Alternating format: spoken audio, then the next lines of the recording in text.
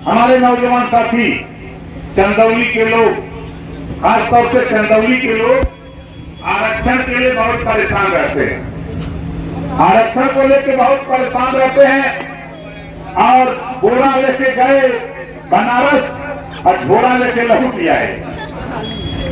बोरा लेके गए और झोरा लेके लौट लिया है। पर कोई बात नहीं, हमारा मकसद, मैं हमारे हाई कोर्ट इलाहाबाद ने फैसला दिया। 11 अप्रैल 2022 को एक आदेश आया, हर राजभर जाति को अनुसूचित जनजाति में शामिल कर 2 महीने के अंदर प्रदेश और केंद्र सरकार 2 महीने में शामिल करे। 2 महीना बीत गया, कोई नहीं बोला, किसी की जबान नहीं खुली। एक दिन मैं अरविंद राजभर को लेकर मुख्यमंत्री से मिलने का टाइम लिया। जब टाइम लिया, मैं गया तो उन्होंने पूरी बात बताई। उन्होंने कहा कि जाओ पहले हाई कोर्ट से नकल लेके आओ। फिर हम लोग वहां से वापस आए, एक वकील को लगाया। जब मैं मिनिस्टर था तो हाई कोर्ट में 19 सरकारी वकील, हाई कोर्ट में 19 हमने खाली भर को बनाया था। कितना बनाया था? भर को 19 बनाया, मौर्य को बनाया, राजपूत ब्राह्मण को बनाया, चौहान, जो भी वकील मेरे पास आया उस वकील को सरकारी वकील हाई कोर्ट का बनाने के लिए मैं अमित शाह जी से लेके, सुनील बंसल जी से लेके, मुख्यमंत्री से लेके लड़ करके सैकड़ों वकील हमने इलाहाबाद में नियुक्त किया। मैंने फोन किया उन साथियों को कि मुझे ये नकल ले आदेश की कापी चाहिए। लगभग हमको अंदाज है कि 36 दिन में नकल, पक्की नकल मिली। फिर मैं लेकर के मुख्यमंत्री से मिला। 8वीं विधानसभा जब उत्तर प्रदेश की थी, एक प्रस्ताव यहाँ से पास हुआ था कि भर राजभर जाति को अनुसूचित जनजाति में शामिल करने का प्रस्ताव दिल्ली भेजने का पास हुआ, लेकिन वो यथावत रहा। तमाम राजभर नेता गए, लेकिन किसी को दिखाई नहीं दिया। एक दिन मैं विधानसभा में पढ़ रहा था, मैंने प्रदीप दुबे जी के यहाँ बैठा था और मैंने कहा कि क्या ये जाति के ऊपर कोई श्राप है क्या? उन्होंने कहा क्या बात है? जब मैंने उनको बताया तो उन्होंने कहा कि कल आप मेरे साथ चलिए, हम चलते हैं संग्रहालय में, हम आपको सबूत देते हैं। जब प्रदीप दुबे जी हमको लेके गए वहाँ, तो 8वीं विधानसभा का उन्होंने दिया। मैंने वो कॉपी निकाल करके और हाई कोर्ट के आदेश की कॉपी लेकर मुख्यमंत्री से मिला और मुख्यमंत्री ने देखा, अपने प्रमुख सचिव को बुलाया, समाज कल्याण प्रमुख सचिव को बुलाया, अपने चीफ सेक्रेटरी को बुलाया। अब बुला करके कहा, ओम प्रकाश राजभर, ये लड़ाई जो आप लेके मेरे बीच में आए हो, मैं वादा करता हूं ये मेरे बस का नहीं, लेकिन लखनऊ से प्रस्ताव बना के दिल्ली में भेज दूंगा। आप दिल्ली चलो, हम भी चलेंगे, पास करा करके दिखाएंगे। ये माननीय मुख्यमंत्री योगी आदित्यनाथ ने कहा। किसी की हिम्मत नहीं पड़ती कि जाके मुख्यमंत्री से कहे, लेकिन ओम प्रकाश राजभर ने जब कहा, उन्होंने कहा, और आज मुझे खुशी है, कहने में कोई गुरेज नहीं। 17 तारीख, आज 16 तारीख है, 17 तारीख से पूरे 75 जिले में जांच के लिए आदेश आ गया। स्पेशली जांच आई हुई है और हम आपसे भी कहूंगा कि अपने सांख्यिकी अधिकारी से मिलकर के उसको अवगत करा दीजिए, अपनी माली हालत क्या है उसको अवगत करा दीजिएगा। हम पूरे प्रदेश में सबको लगा दिए हैं, जांच हो रही है, जांचों की रिपोर्ट जाएगी और प्रस्ताव दिल्ली जाएगा और दिल्ली जाकर प्रस्ताव हम लोग प्रधानमंत्री, गृह मंत्री, रक्षा मंत्री हो चाहे समाज कल्याण मंत्री हो, उनसे मिलने की हैसियत आपके बदौलत ओम प्रकाश राजभर ने पैदा कर रखा है, आपके बदौलत। और वहां से जाकर साथी इस आरक्षण को हम आपके हवाले, जिस तरह महाराजा सुहेलदेव जी पताल में थे, उनको लाकर के जमीन पर खड़ा किया, उसी तरह तेरा आरक्षण पताल से लाकर के तेरे सामने तेरे बच्चे का सर्टिफिकेट दिलाने का काम करूंगा। ये काम हम लोग करेंगे। बताओ ये लड़ाई सही है कि गलत है? ये काम लोडर करेगा?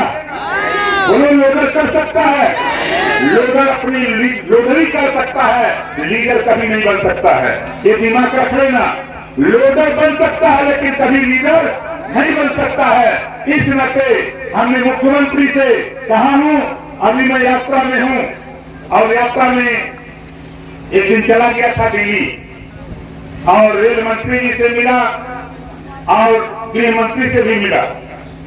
आप बताओ, चंदौली में तो बड़ी बड़ी मीटिंगें हुई थी ना, चंदौली में आज इस तरह की मीटिंग हो रही है, आप बताओ इतनी सुरक्षा कभी लगी थी?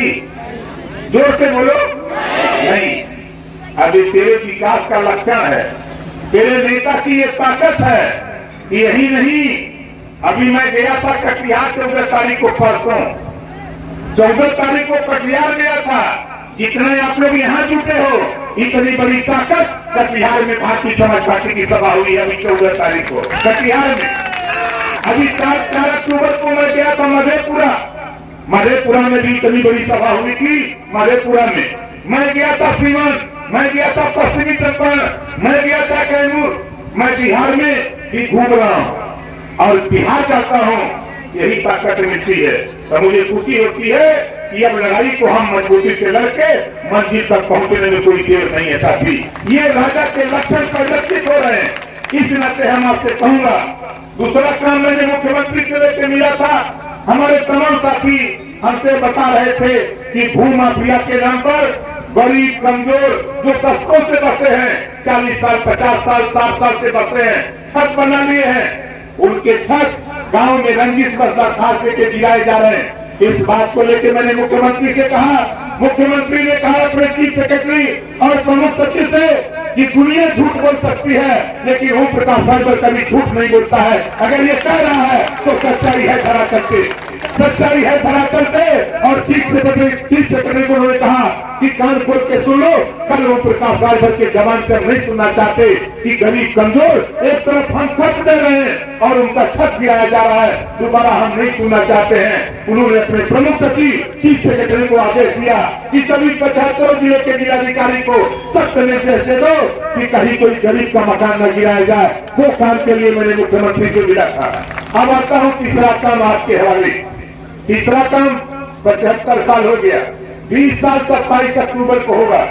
हमारी लड़ाई हमारे गुरु जी बैठे हैं, हमारे भाई प्रेमचंद प्रजापति जी भागीदारी पार्टी के राष्ट्रीय अध्यक्ष हैं। हमारे गुरु जी ने एक पार्टी बनाए, बुढ़ाई में नहीं सुनाई रह गया, पार्टी बनाए। हमसे कहे कि हम लोग पार्टी अपने संगे ले ले चलो, हमसे चला ले लेगा पार्टी ले ले भाई। आप बताओ, अब गुरु जी बताओ, हमार लड़ाई इतने है एक समान, जवन पढ़ाई अमीर के बेटा के होता वह पढ़ाई गरीब के बेटा बेटी के भी होए के चाहिए। एक समान अनिवार्य और फ्री शिक्षा, कापी किताब, फीस, दवाई, भोजन, वजीफा, कपड़ा, जूता, मोजा, टाई, बैग, जरूरत पड़ेगी तो साइकिल भी फ्री में देकर बच्चों को पढ़ाने का कानून उत्तर प्रदेश में बनाने का किया जाएगा। और दूसरा कानून, सारी सुविधा देने के बाद जो माँ बाप अपने बेटा बेटी को स्कूल नहीं भेजेगा, ऐसे माँ बाप को जेल भेजने का भी कानून बना करके उसको जेल भेजूंगा। बोलो सही रहेगा कि नहीं सही रहेगा? क्या कानून बने के चाहिए, क्या सब लोग चाहते हैं कानून बने के चाहिए। तीसरा चीज हम क्या चाहते हैं, आज बेरोजगारी चरम पे बढ़ रही है, बेरोजगारी दिन दूना रात चौगुना बढ़ रही। हम चाहते हैं कि प्रदेश में देश में रोजगार परक शिक्षा, मोबाइल बनाना, मोटरसाइकिल बनाना, पंखा बनाना, लौड़ा बनाना, इस तरह के 100 विषय बने। और एक विषय, हर जाति के बेटा बेटी को पढ़ना अनिवार्य कर दिया जाए। जिस माँ बाप का बेटा 4 साल 5 साल मोबाइल बनाने सीख ले, पढ़ ले, तो बताओ सीख लेगा कि नहीं सीख लेगा? सीख लेगा ना। जिसके बेटा बेटी को 4 साल 5 साल 6 साल मोटरसाइकिल बनाने सिखाया जाए, पढ़ाया जाए, तो बताओ सीख लेगा कि नहीं सीख लेगा?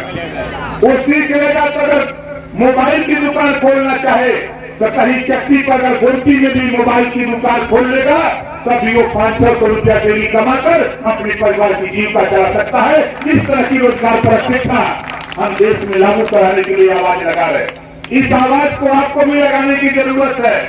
और चौथी चीज हम क्या चाहते हैं, हम जहां से विधायक हैं, जहूराबाद बगल काशी विधानसभा, हमको 5 साल 7 महीना हो गया। अभी हमारे बीच में बैठे हैं माननीय ज्योति राम जी विधायक। 7 महीने में इन्होंने 2 करोड़ रुपया गरीबों के इलाज के लिए दिया है। 7 महीने में गरीबों के इलाज के लिए लगभग 2 करोड़ रुपया इन्होंने दे दिया, क्योंकि रास्ता मुझे मालूम था हमारी पार्टी के एमएलए हैं और हमारे 6 एमएलए हम लोग जितना ताकत थी उतनी ताकत से दवा के इलाज के लिए, ऑपरेशन के लिए गरीबों को पैसा देने का काम करते हैं। और जहूराबाद से मैं एमएलए हूँ। 9 करोड़ 38 लाख रुपया 5 साल 7 महीना के अंदर 9 करोड़ 38 लाख रुपया गरीबों के इलाज के लिए, ऑपरेशन के लिए ओम प्रकाश राठौर ने अपनी कलम अपनी दस्तक से देने का काम किया।